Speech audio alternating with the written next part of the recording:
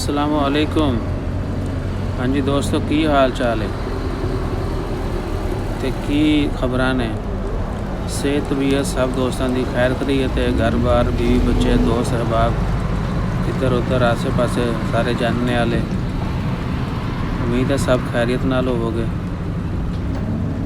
ते मेरा पैगाम है सारे दोस्तों वास्ते कि रमज़ान गुजरता जा रहा है, बिल्कुल एंड हो रहा है।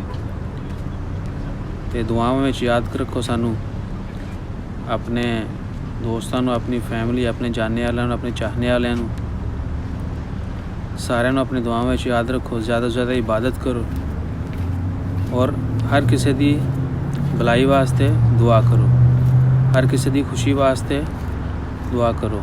और दुआ करो कि अल्लाह ताला सब दोस्तों के, सब जानने वालों के, ईवन के उम्मत मुसलमान और तमाम इंसान जिन्हें भी दुनिया के ने सारे की मुश्किलात दूर करें। सानू इसी तरह हमेशा हंसी खुशी ज़िंदगी गुजारन की तौफीक देवे और साड़ी टूटी फूटी इबादत जी कबूल करे।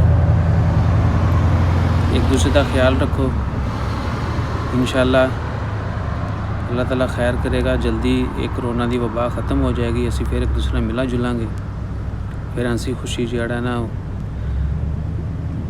हासियां खेड़ियां होनगियां।